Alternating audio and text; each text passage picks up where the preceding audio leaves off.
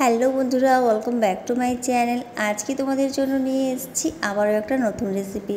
বন্ধুরা, আজকে দেখাবো অসাধারণ পদ্ধতিতে ভাজা ভেজে বানিয়ে। তোমরা যদি এই ভাজা ভেজেটা বাড়িতে একবার বানিয়ে খাও বন্ধুরা, তোমরা কিন্তু আর বাইরে খাবে না, বাড়িতেই বানাবে আর খাবে। আর এটা কিন্তু ছোট থেকে বড় সবারই পছন্দের বন্ধুরা, জিভে জল চলে আসবে বানাতে বানাতে, এতটাই সুস্বাদু হয়। একবার খেলে তোমরা কিন্তু ভুলতে পারবে না বন্ধুরা। তাই রেসিপিটা শেষ পর্যন্ত দেখো, খুবই সহজ পদ্ধতিতে বানিয়ে দেখাবো। ভালো লাগলে অবশ্যই একটা লাইক দেবে, আর এইরকম আরও রেসিপি পাওয়ার জন্য কিন্তু আমার চ্যানেলটা একটা সাবস্ক্রাইব করে রেখে দেবে। তো বন্ধুরা, তোমরা দেখতে থাকো যে আমি এই ভাজা ভিজেটা কীভাবে বানালাম। চলো ভিডিওটা শুরু করি।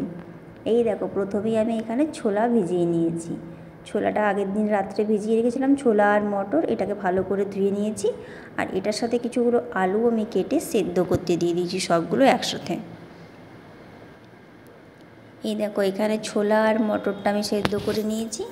এই দেখো, একদম ভালো করে সেদ্ধ করে নিতে হবে। এগুলো আমি ঢেলে নিলাম। এরপর বন্ধুরা, যে আলুগুলো সেদ্ধ করেছিলাম ওগুলো খোসা ছাড়িয়ে ছোট ছোট কেটে নিলাম। এই দেখো, এখানে টমেটো কুচি রয়েছে, লঙ্কার কুচি, এগুলো সব একসাথে দিয়ে দিয়েছি। এরপর টমেটো কুচি আর লঙ্কার কুচিটাও দিয়ে দিলাম আলুর সাথে আর ছোলা আর মটরের সাথে। বাচ্চারা খেলে কিন্তু তোমরা লঙ্কাটা স্কিপ করতে পারো। এই দেখো, আমি এখানে দিয়ে দিলাম সামান্য একটু লঙ্কার গুঁড়ো, যেহেতু কাঁচা লঙ্কা দেওয়া আছে বন্ধুরা। দিয়ে দিলাম জিরার গুঁড়ো, দিয়ে দিলাম স্বাদ মতো লবণ। এটাকে ভালো করে মিশিয়ে নেব। ভালো করে মিশিয়ে নেওয়ার পর ওপর থেকে একটু দিয়ে দিলাম মুড়ি, দিয়ে দিলাম সেও ভাজা। সব কটা উপকরণ দিয়ে দিয়েছি। দিয়ে দিলাম সামান্য একটু সর্ষের তেল।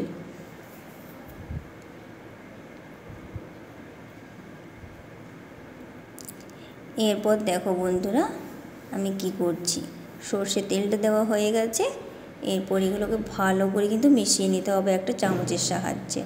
এই দেখো, একটা চামচের সাহায্যে এগুলোকে আমি খুব ভালো করে মিশিয়ে নিচ্ছি। এভাবে কিন্তু মিশিয়ে নিতে হবে। ব্যাস দেখো বন্ধুরা, মেশানো হয়ে গেছে। এরপর একটা থালার মধ্যে আমি এটাকে সার্ভ করে নিচ্ছি। এটা কিন্তু সম্পূর্ণ নিরামিষ বন্ধুরা, তোমরা যে কোনো নিরামিষ দিনই এটা বানিয়ে খেতে পারো। এখানে কিন্তু আমি কোনো রকম পেঁয়াজ রসুন দিচ্ছি না। এই দেখো, ওপর থেকে ছড়িয়ে দিলাম সেও ভাজা। ব্যাস রেডি হয়ে গেছে আমাদের আজকের রেসিপি ভাজা ভিজিয়ে। তো বন্ধুরা, তোমাদের এই ভাজা ভিজের রেসিপিটা কেমন লাগলো কমেন্টসের মাধ্যমে জানাতে কিন্তু একদম ভুলবে না। এটা কিন্তু খুবই সুস্বাদু বন্ধুরা, একবার না বানিয়ে খেলে কিন্তু এর স্বাদ তোমরা ভুলতে পারবে না।